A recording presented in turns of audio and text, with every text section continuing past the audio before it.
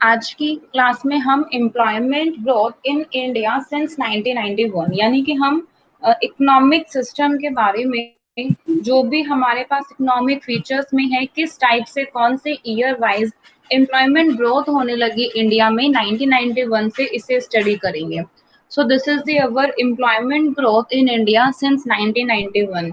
Service sector is improving but does not contribute to GDP, क्योंकि 1991 से हम इसमें मतलब मेन चीज इसमें एनालाइज कर रहे हैं कि जब भी हमने 1991 की ग्रोथ में अपना इंक्रीमेंट देखा, एक्चुअल में वो इंक्रीमेंट कौन से सेक्टर से था और वो जो इंक्रीमेंट था वो हमारे पास मेन रोल कहाँ प्ले किया।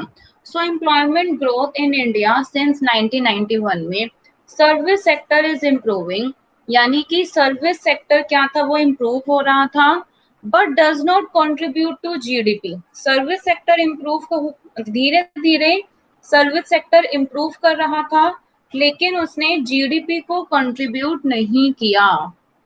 ठीक है, so service sector is improving, service sector improve किया क्योंकि 1991 के बाद हमारे पास क्या मेजर सर्विस सेक्टर में इम्प्रूवमेंट ज्यादा आई थी, लेकिन वो भी इम्प्रूव किया पर हमारी जीडीपी को उसने इतना कंट्रीब्यूट नहीं किया। एक बार हम परसेंटेज वाइज इसमें मैंने लिखा है आपके लिए, ठीक है, कि ग्रोथ रेट ऑफ एम्प्लॉयमेंट की ग्रोथ रेट के लिए कौन कौन सा है, जैसे हमने इसमें स्टडी किया। जैसे बाबू ये आपको शायद समझ में आ जाएगा बच्चों, ये थोड़ा सा ये पेज कट गया, ठीक है, तो क्या है ये हमारे पास 1984 से 1983 से 84 तक, ठीक है, क्योंकि 84 हमने ये टाइम लिया है जब हमारे पास, क्योंकि जब भी हमने 1991 में जब रिफॉर्म्स को स्टार्ट किया तो हमारी रिफॉर्म्स एकदम से स्टार्ट नहीं हुई। हमारी रिफॉर्म्स को भी स्टार्ट होने में क्या लगा, टाइम लगा। हमारी रिफॉर्म्स को, ठीक है ना, आगे प्रोग्रेस होने में, उसे स्टार्ट होने में थोड़ा सा समय तो लगा, टाइम तो लगा। सो 1983 से ठीक है 83 से 94 में 2.7% पर एनम की ग्रोथ होने लगी। तो इट मीन्स कि क्या ये कोई इतनी ग्रोथ थी, ग्रोथ तो थी लेकिन this is the jobless growth, यानी कि हमारे पास ये 91 के बाद का जो ये पीरियड था, इस ग्रोथ में हमारी जॉबलेस ग्रोथ थी। That is the first period is largely reform, ठीक है, ग्रोथ थी लेकिन कैसी ग्रोथ थी, जॉबलेस, यानी कि तरक्की हो रही है, ठीक है, मोदी भी क्या कहता है कि ग्रोथ हो रही है, ठीक है, हमने ये किया वो किया, लेकिन पब्लिक क्या कहती है कि जॉब कहाँ है, हमारे पास नौकरियां कहाँ है। सो क्या थी वो, ये हमारी जॉबलेस ग्रोथ थी। फिर नेक्स्ट में है कि हमारे पास यानी कि 94 से लेके 2000 तक, आई होप आपको समझ में आ रहा होगा, ठीक है, ये 94 से लेके कहाँ से है 2000 तक हमारे पास कौन सी ग्रोथ हुई, ये था हमारे पास पोस्ट टाइम, ठीक है, रिफॉर्म, यानी कि एक्चुअल में रिफॉर्म में भी आप सेटअप करोगे, कमिटी सेटअप की गई थी, उसमें हमने थोड़ा सा टाइम लगा उन कमिटीज को रिकॉग्नाइज करने में, उन कमिटीज को करने में, तो उन सब में हमें क्या लग गया, थोड़ा बहुत टाइम लग गया, ठीक है।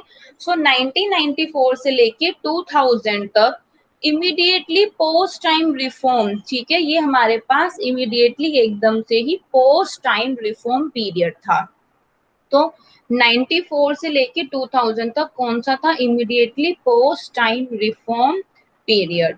क्या था इसमें 1.07% पर एनम, यानी कि जो उसमें ग्रोथ थी वो ग्रोथ कितने की थी, वो उसमें ग्रोथ थी 1.07% पर एनम की ग्रोथ थी, ठीक है, 1.07% पर एनम की ग्रोथ थी।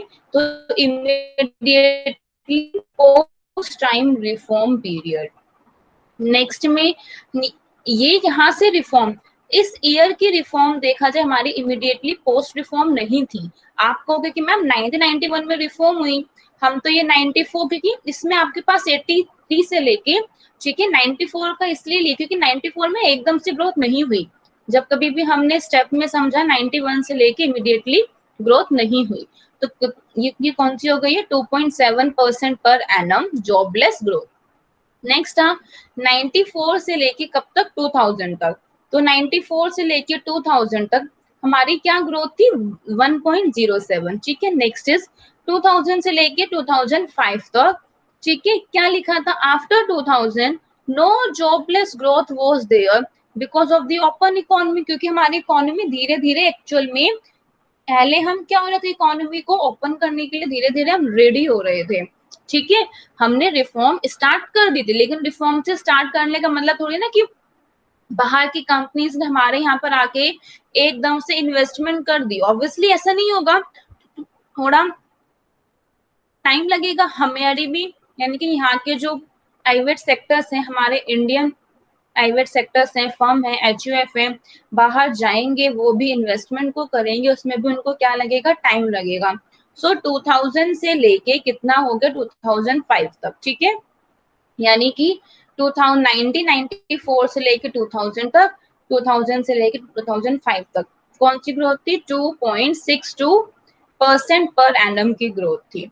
तो ये हो गया आपके पास first period associated with greater growth rate, यानी कि यहाँ हमने सबसे पहला इस पीरियड में, यानी 2000 के बाद हमने एनालाइज किया, क्या एनालाइज किया हमने, 2000 के बाद हमने एनालाइज किया कि ये फर्स्ट पीरियड है जिसके साथ ज्यादा एसोसिएटेड, यानी कि जिसमें हमारे पास मैक्सिमम ग्रोथ रेट है।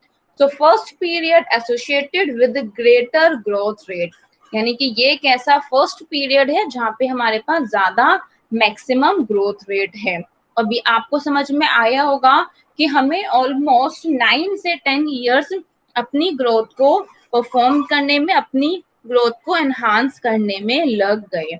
ठीक है, सो हमारे पास कौन सा है, the first period associated with greater, ठीक है, ग्रोथ रेट। तो क्या हो गया ये, after 2000 no jobless growth was there because of open economy, open economy के कारण कोई भी जॉबलेस ग्रोथ नहीं थी। ठीक है, नेक्स्ट में है 2005 से लेके 2009 में। ठीक है, 2005 से 9 में इस पीरियड में, इट मींस कि सिर्फ तभी तो एक्चुअल में क्या था, 2004 में हमारी कंडीशन फिर से इम्प्रूव हुई, लेकिन फिर उसके बाद 4 में हम धीरे धीरे और मतलब उसके बाद, ठीक है, और थोड़ा सा डाउन होते चले गए, जिससे 2005 और 9 के बीच का जो हमारे पास टाइम था, वो हमारी ग्रोथ कौन सी थी, जॉबलेस ग्रोथ अगेन।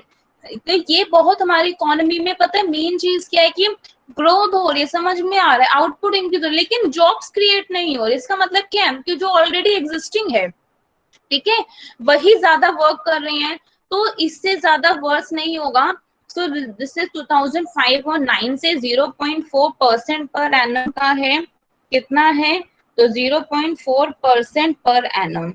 क्लियर, सो 2005 और 9 से 0.4% पर एनम क्या हो गया, back in jobless growth period, हम वापस से उसी जॉबलेस ग्रोथ पीरियड में चले गए। क्लियर, सो 2005 और 9 से ही 0.4% पर एनम, तो back in jobless growth period में हम वापस चले गए।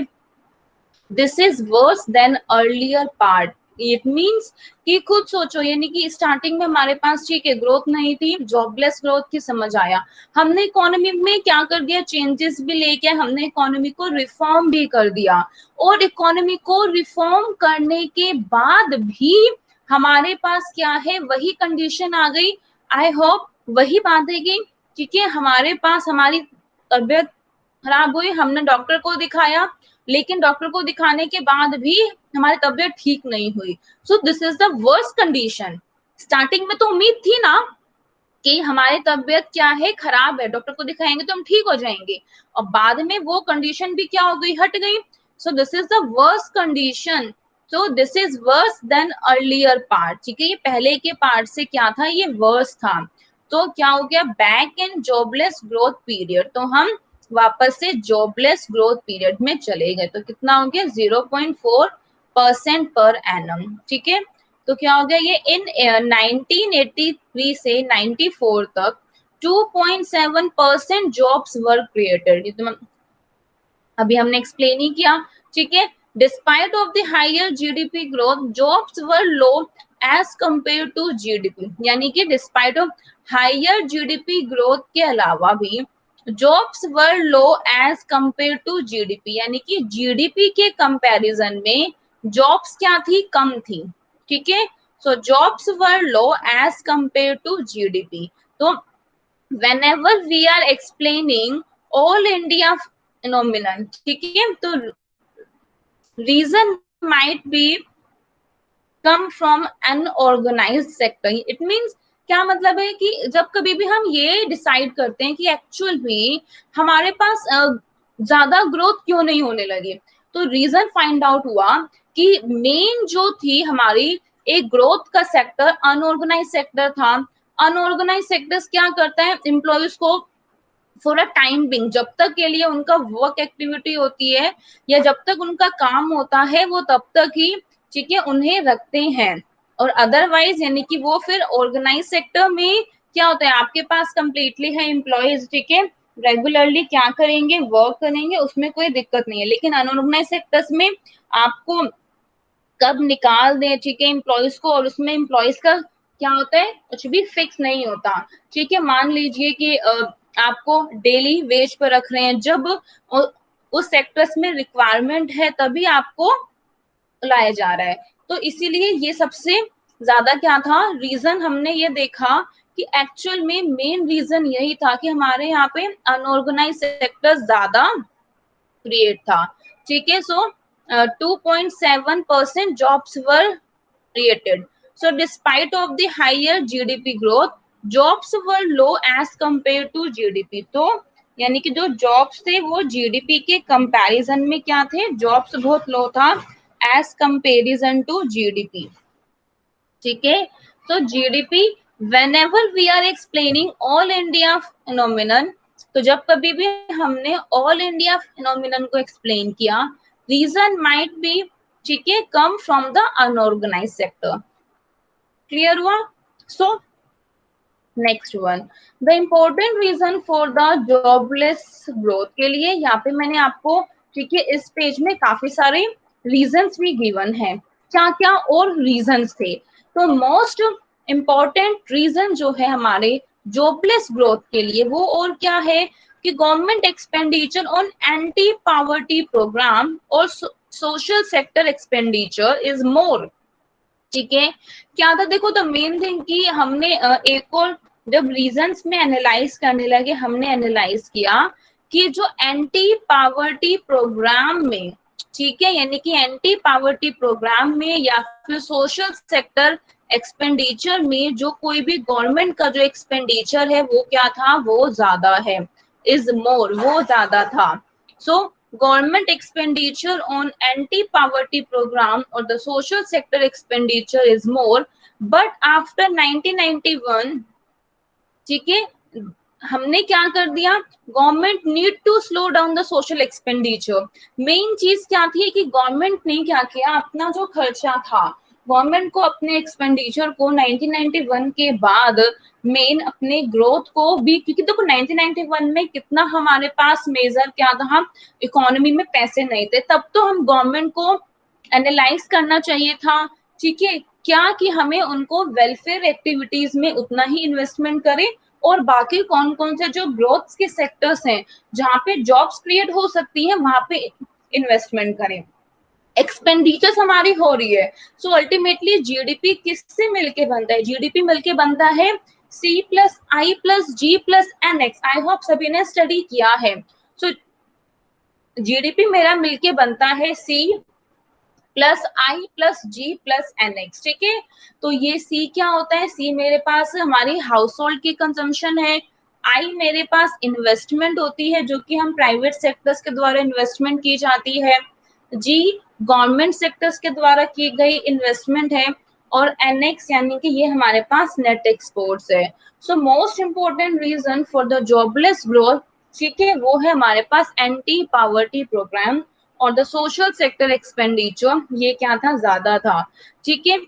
As per IMF contractionary policy but needs to be slow down, ठीक है, लेकिन हमें उस सोशल एक्सपेंडिचर को कम करना था, क्योंकि आईएमएफ ने कहा कि हमें हमारी कॉन्ट्रैक्शनरी पॉलिसी को अडॉप्ट करना है। कॉन्ट्रैक्शनरी पॉलिसी वो पॉलिसी होती है जिसमें गवर्नमेंट कम एक्सपेंस करती है, लेकिन अब हमने मेन इसमें ये देखा कि गवर्नमेंट का जो एक्सपेंडिचर था वो क्या था, ज्यादा था। कहाँ ज्यादा था, वेलफेयर्स में ज्यादा था, उस सेक्टर्स में गवर्नमेंट ने ज्यादा एक्सपेंस किया जहां पे कोई भी ग्रोथ नहीं थी। ठीक है, सो हमें वो सेक्टर्स को एनालाइज करना चाहिए था जहां पर ग्रोथ थी। तो गवर्नमेंट का भी एक अपना अलग इम्पोर्टेंट पॉइंट है, क्योंकि उन्हें यानी कि अलग अलग पीपल्स के लिए, जो पुअर पीपल हैं या जो लो लेवल इनकम पीपल है, उनके बारे में भी ध्यान रखना होता है। ठीक है, उनके बारे में भी उनको वेलफेयर एक्टिविटी का काम करना है। सो ये जो एक्टिविटी थी या ये वेलफेयर एक्टिविटी, हमने इसको बिल्कुल एलिमिनेट करने के लिए नहीं था, पर ये था कि आप उस एक्सपेंडिचर को आप थोड़ा सा और शिफ्ट करते ग्रोथ के साइड भी। तो हमने एक रीजन ये देखा, एक रीजन क्या था, एक रीजन था कि हमारे पास अनऑर्गेनाइज सेक्टर से था, तो reason might be come from the unorganised sector. And second reason कहाँ से था, सेकेंड रीजन हमारे पास था कि एंटी पावर्टी प्रोग्राम्स में या सोशल सेक्टर एक्सपेंडिचर में हम गवर्नमेंट ने ज्यादा एक्सपेंडिचर करने लगे। नेक्स्ट क्या था, anti poverty programme, government is created job. ठीक है, एंटी पावर्टी प्रोग्राम में तो गवर्नमेंट ने क्या किया, मतलब एक्चुअल में देखा जाए तो एंटी पावर्टी में बहुत सिंपल है। ठीक है, कि लोगों के लिए कि जो लो लेवल इनकम है उन्हें क्या दे दिया, जॉब दे दिया। एक्चुअल में देखा जाए तो वहां कोई वर्क नहीं था। ठीक है, एक्चुअल में कोई वर्क नहीं था, बस पीपल को एंगेज करने के लिए, लो लेवल इनकम को एंगेज करने के लिए उन्होंने उनको एक दो कंस्ट्रक्शन का वर्क दे दिया। तो सो क्या लिखा हुआ है, दैट इज मनरेगा। आपने सभी ने ही मनरेगा के बारे में जानते हैं। ठीक है, जॉब्स आर मच बेटर। ठीक है, अब देखा जाए तो मनरेगा से अच्छा, अगर आप अनऑर्गेनाइज सेक्टर्स की ही बात करें, उनमें जॉब्स फिर भी अच्छी है। उसमें क्या होता है कि वो आपसे, ठीक है, रोड्स बनवा देंगे, फिर उसी को ही, ठीक है, उसमें आपने कोई खुदाई का काम स्टार्ट हो गया, फिर उसी को ही उसमें भरने का काम स्टार्ट हो गया। फ्रॉम 1989 टू 2005, यानी कि 1989 से 2005 तक, whenever government role is active in employment, ठीक है, जब कभी भी गवर्नमेंट का रोल एम्प्लॉयमेंट में एक्टिव था, then we go more job creation, तो फिर जॉब ज्यादा क्रिएट होने लगी। ठीक है, from 1989 to 2005, whenever government role is active in employment, जब कभी भी गवर्नमेंट का रोल एम्प्लॉयमेंट में एक्टिव था, तो मेन चीज क्या थी कि 2005 तक गवर्नमेंट का रोल क्या था, एम्प्लॉयमेंट में एक्टिव था, लेकिन उसके बाद धीरे धीरे एम्प्लॉयमेंट, जो गवर्नमेंट का रोल था वो क्या होने लगा, कम होने लगा। ठीक है, अब फिर देखो, अब गवर्नमेंट को ये भी मेन सोचना था, जो गवर्नमेंट ने अपना एंटी पावर्टी प्रोग्राम में, ठीक है, इन्वेस्टमेंट की, तो गवर्नमेंट ने अपनी एंटी पावर्टी प्रोग्राम में इन्वेस्टमेंट इसलिए भी की क्योंकि जब कभी प्राइवेट सेक्टर पावर में आया, ठीक है, तो क्या प्राइवेट सेक्टर रूरल के बारे में या फिर सोशल वेलफेयर के बारे में सोचेगा, ऑब्वियसली नॉट। तो प्राइवेट सेक्टर कभी भी रूरल के बारे में नहीं सोचेगा। सो इन एंटी पावर्टी प्रोग्राम, तो एंटी पावर्टी प्रोग्राम में गवर्नमेंट इज क्रिएटेड जॉब, तो जो गवर्नमेंट है वो जॉब क्रिएट करने लगी, इसीलिए गवर्नमेंट जो थी वो जॉब्स को क्रिएट करने लगी। तो देखा जाए तो अगर यहाँ पे मैंने एक क्वेश्चन भी पूछा है, ये एक मेन है, ठीक है, ये मैंने सिर्फ इसीलिए क्वेश्चन है कि ताकि आप इसे जज कर सको, what should be the role of government in job creation, तो जॉब क्रिएशन में गवर्नमेंट का क्या रोल है। So what should be the role of the government, ठीक है, कि देखा जाए तो जॉब अगर हमें क्रिएट करनी है तो क्या गवर्नमेंट का अगर रोल अच्छा है, गवर्नमेंट का रोल सिर्फ वेलफेयर के लिए है, और गवर्नमेंट किस तरीके की अपनी जॉब्स को क्रिएट कर सकती है। ठीक है, आपको इन सभी के जो भी क्वेश्चंस हैं उन्हें सारे के सारे आपके आंसर्स मिल जाएंगे, हम जो आगे इसमें स्टडी करेंगे। Clear. So till the private sector came into the power, कह रहे हैं कि जब तक प्राइवेट सेक्टर पावर में आया, ठीक है, government has to play an important role in job creation, ठीक है, कि जब तक प्राइवेट सेक्टर पावर में आया तो गवर्नमेंट को अपनी जॉब क्रिएशन में इम्पोर्टेंट रोल प्ले करना था। Clear? So till private sector came into power, government has to play an important role in job creation. Clear? ये हमने डिस्कस किया। अभी तक हमने सिर्फ एम्प्लॉयमेंट के बारे में डिस्कस किया। अब हम एक्चुअल में देखते हैं कि अनएम्प्लॉयमेंट रेट कितना था। ठीक है, अनएम्प्लॉयमेंट रेट ज्यादा था या अनएम्प्लॉयमेंट रेट कम था, अभी तो हमने इतना ही डिस्कस किया। ठीक है, कि ग्रोथ के हिसाब से हमारे पास 2005 से मैक्सिमम ग्रोथ हुई, ठीक है, रिफॉर्म्स के बाद। ठीक है, ये जो हमारे पास लंबे समय के लिए थी ग्रोथ, ये जॉबलेस ग्रोथ थी। फिर ये हमारे पास क्या थी, पोस्ट रिफॉर्म्स के बाद थी, इतनी ज्यादा ग्रोथ नहीं हुई। तो 5 तक हमारे पास 2000 से 5 तक, ठीक है, यहाँ पर इस पीरियड में हमने ज्यादा ग्रेटर ग्रोथ रेट को एनालाइज किया, देखा। एंड देन 5 से लेके 9 तक में ये हमारे पास क्या थी, ये कौन सी ग्रोथ थी, इस ये हमारे पास, ठीक है, जॉबलेस ग्रोथ दोबारा से एग्जिस्ट करने लगी। अब हमें ये समझना होगा कि एक्चुअल में ये जो हमने एम्प्लॉयमेंट रेट्स या फिर हमने जो ये इकोनॉमिक ग्रोथ यानी कि जीडीपी का हमने स्टडी किया है, इस जीडीपी में एम्प्लॉयमेंट कितनी है और अनएम्प्लॉयमेंट मतलब एक्चुअल में कितनी है, क्या अनएम्प्लॉयमेंट जो रेट है वो बढ़ा है या कम हुआ है। ठीक है, हम जॉबलेस ग्रोथ तो बोल रहे हैं, पर वो कौन से रीजन से है। सो 1933 से 84 तक अनएम्प्लॉयमेंट रेट कितना था, 6%, क्योंकि तब तक तो मेनली सारे लोग क्या थे, एग्रीकल्चर, इन सभी सेक्टर्स में एम्प्लॉयड थे। तो यहाँ पर इसीलिए हमारे पास स्टार्टिंग में 6% people could not be employed, यानी कि जो 6% पीपल हैं वो एम्प्लॉयड नहीं हो सके। सो 6% people could not be employed. ठीक है, तो 1983 से 1994 पे तो 6% पीपल एम्प्लॉयड नहीं हो सकते। 1999 से 2000 में तो ये कितना था, 7.3%, यानी as in this year rate of growth is decrease. ठीक है, क्योंकि देखो क्या था, यानी कि इस ईयर में हमने देखा था, आप प्लीज एक बार आइए ग्रोथ के लिए, देखिए ग्रोथ तो कम हुई है। ठीक है, यानी स्टार्टिंग में कितनी थी 2.7, यहाँ कितनी हुई है 1.07, ग्रोथ कम हुई है। लेकिन एक इसमें इंपॉर्टेंट था कि हमारे पास की ग्रोथ कम हुई है तो अनएम्प्लॉयमेंट रेट भी क्या हुआ है, बढ़ा है। ठीक है, तो क्योंकि ग्रोथ कम थी तो ये भी एक मेन रीजन था कि जब ग्रोथ कम हुई 2000 तक हमारे पास अनएम्प्लॉयमेंट रेट भी क्या था, बढ़ा था। और सबसे ज्यादा अनएम्प्लॉयमेंट जो रेट है वो मैक्सिमम ग्रोथ रेट में है।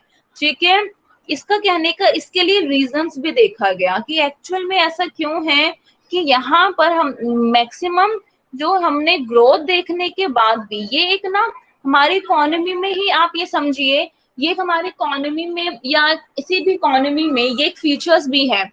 आपको ये भी समझना होगा कि जरूरी नहीं है कि मैक्सिमम ग्रोथ हो या फिर जिस भी ईयर्स में आपके पास मैक्सिमम ग्रोथ हो वहां पे सारे ही लोग क्या, यानी कि जितने भी सारे लोग हैं वो जॉब कर रहे हैं, यानी कि वो क्या कर रहे हैं, वो एम्प्लॉयड है, ऐसा कोई कंपल्सन नहीं होता या फिर ऐसा कोई कंपल्सरी नहीं है।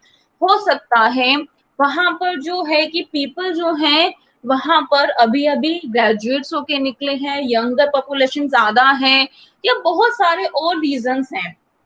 ठीक है, तो 2000 से लेके 2005 में हमारे पास जो अनएम्प्लॉयमेंट रेट है वो कितना है, 8.3%। तो इन younger age group proportion was increase. ठीक है, तो क्योंकि यंगर एज ग्रुप में जो प्रोपोर्शन था वो क्या हो रहा था, प्रोपोर्शन बढ़ रहा था।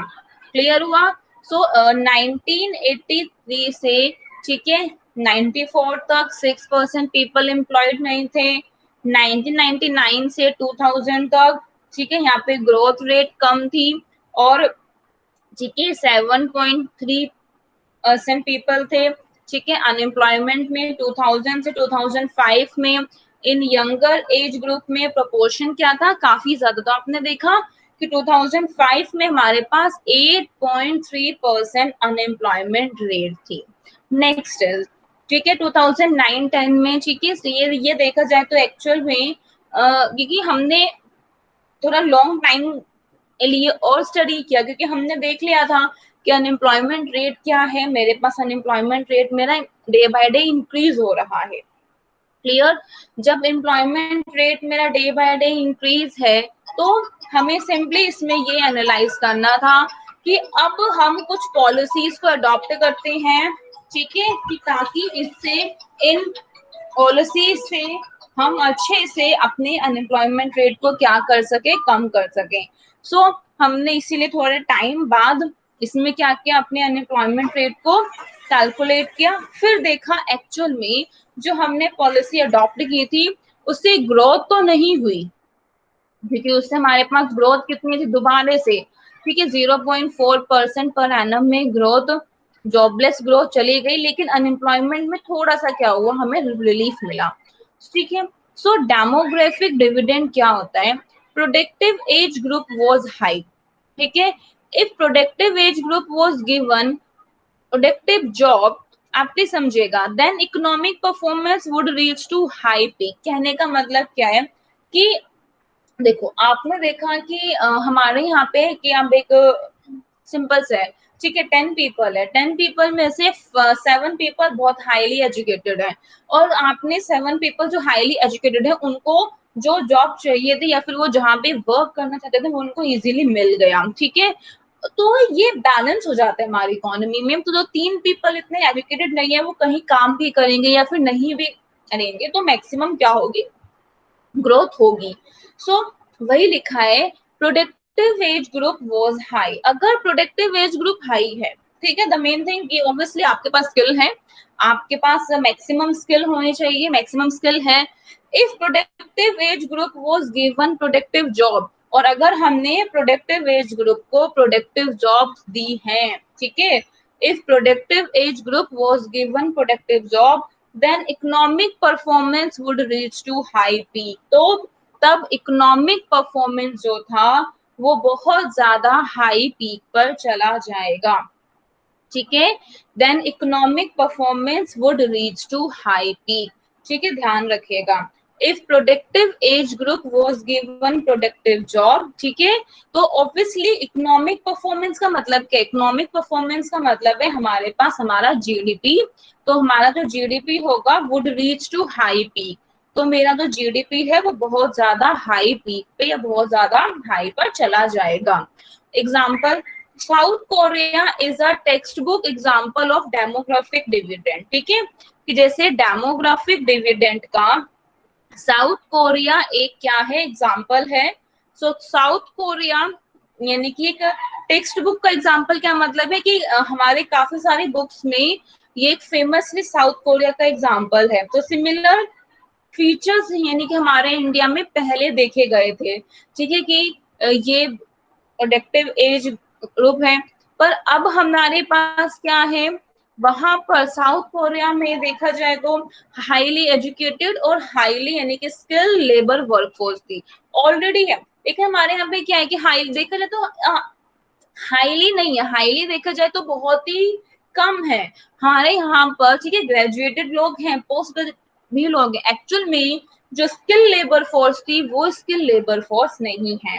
सो in South Korea they already had a high educated and skilled labor force. Now the next, when demographic dividend is there more will be seeking job, तो obviously कि जब डेमोग्राफिक डिविडेंड होगा तो अब देखो जब डेमोग्राफिक डिविडेंड की बात करते हैं इट मींस कि हम ये डिस्कस कर रहे हैं कि हमारी इकोनॉमी में, ठीक है ना, कितने जो लेबर फोर्स है, कितनी स्किल है, कितनी लेबर फोर्स कहाँ पर ज्यादा उसमें पार्टिसिपेट कर रही है। So when demographic dividend is there, जब डेमोग्राफिक डिविडेंड होता है more will be seeking jobs, तो ऑब्वियसली ज्यादा लोग जॉब्स को देखेंगे। Labour participation in job was more, तो यानी कि तो लेबर का जो पार्टिसिपेशन है जॉब में क्या होगा, वो ज्यादा होगा। ठीक है। So labour participation in job was more, it was because of labour force participation despite creating greater number of the job. कहने का मतलब है, इट वाज कह रहे हैं कि लेबर फोर्स पार्टिसिपेशन ज्यादा होने के कारण, कि जैसे लेबर फोर्स जब पार्टिसिपेट कर रहा है उसको ज्यादा होने के कारण, despite creating greater number of the jobs, जब हम बहुत ज्यादा ग्रेटर नंबर ऑफ जॉब्स को क्रिएट कर रहे हैं, उसके अलावा इकोनॉमी में and up in high green revolution. ठीक है। तो कहने का मतलब है कि जो हमारी इकोनॉमी है वो हाई ग्रोथ रेट में एंड अप, ऑब्वियसली अगर आपके पास क्या होगा, लेबर फोर्स बहुत ज्यादा है, ठीक है, क्योंकि ग्रेटर नंबर ऑफ जॉब्स भी नहीं होंगे, तो हमें इस चीज के ऊपर भी कंसर्न करना है। तो अब हमें ये चीजें पॉइंट बाद में समझ में आया इंडिया में कि हम सबके लिए जॉब्स क्रिएट नहीं कर सकते, लेकिन अगर हम एक स्किलफुल और एक हाईली एजुकेटेड प्लेस की जॉब्स को क्रिएट करते हैं, तो भी हमारे पास जो ग्रोथ रेट होगी वो क्या होंगी, ज्यादा होंगी। So it was because of the labor force participation despite creating the greater number of the jobs। ठीक है, तो अगर हम नंबर ऑफ द जॉब्स को ज्यादा क्रिएट नहीं करेंगे, इकोनॉमी में and up in high growth rate, तो जो इकोनॉमी है वो हाई ग्रोथ रेट में क्या हो जाएगा, एंड हो जाएगा। So growth rate of labour force is more than the growth rate of jobs. ठीक है, तो जो लेबर फोर्स की जो ग्रोथ रेट होंगी वो ज्यादा होगी किससे, जॉब्स की ग्रोथ रेट से। Clear. So end up with the high unemployment, please remember that. इसका मतलब क्या है, तो इसका रिजल्ट क्या होगा, इसका रिजल्ट क्या है, तो अल्टीमेटली, ठीक है, आपकी ग्रोथ रेट ज्यादा है, लेबर फोर्स ज्यादा है, इट मीन्स लेबर फोर्स अब आपकी हाईली एजुकेटेड हो रही है। ठीक है, अब आप नंबर्स पे भी देखिए, एक पॉइंट हमारा ये भी है कि अगर हम एक हाईली जॉब्स को क्रिएट करते हैं, ठीक है, देखो अगर आपके लेबर फोर्स हाईली एजुकेटेड है तो आपको उनके अकॉर्डिंग भी जॉब्स को क्रिएट करना पड़ेगा, ऑब्वियसली। अगर आपके लेबर फोर्स हाईली एजुकेटेड है तो आपको उन्हीं के अकॉर्डिंग के लिए जॉब्स को क्रिएट करना पड़ेगा। ठीक है, अगर आपने उनके अकॉर्डिंग जॉब्स को क्रिएट नहीं किया तो क्या होगा, तो यानी कि इतनी ग्रोथ रेट नहीं हो पाएगी, इतनी जो जॉब्स है वो क्रिएट नहीं हो पाएगी। So growth rate of labour force greater than the growth rate of jobs, तो यानी कि जो लेबर फोर्स की जो ग्रोथ रेट है वो आपकी, ठीक है, जॉब्स की ग्रोथ रेट से क्या होगी, ज्यादा। इट मीन्स कि लेबर फोर्स ज्यादा एजुकेटेड है, पर आपके पास आपकी इकोनॉमी में उन्हीं को देने के लिए उतनी ज्यादा जॉब्स नहीं है, तो अल्टीमेटली वो लोग इतने ज्यादा वर्क नहीं करेंगे। So end up with higher unemployment, ये मेन फीचर्स देखा गया।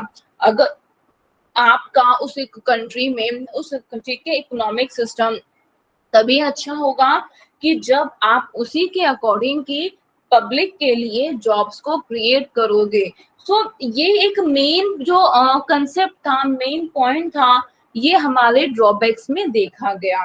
नेक्स्ट क्या है, अकॉर्डिंग टू एनएसएसएस इन 2010 2009 और 10 में अनएम्प्लॉयमेंट रेट इज 6.6%।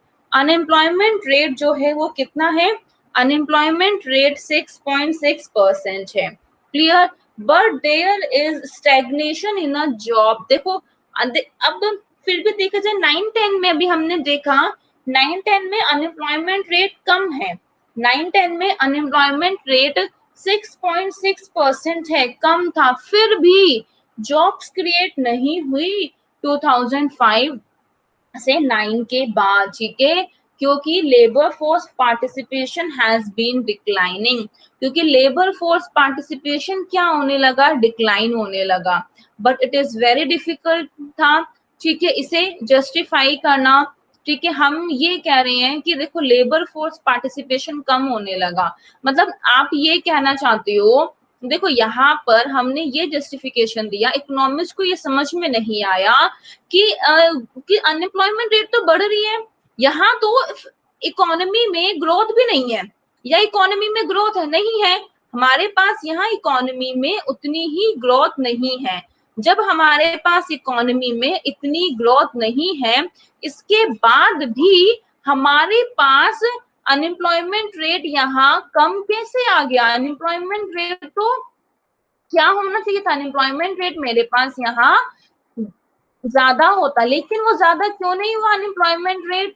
क्योंकि हमने ये माना कि अब लोग थक के हार गए हैं, अब वो नौकरियों के लिए तलाश नहीं कर रहे।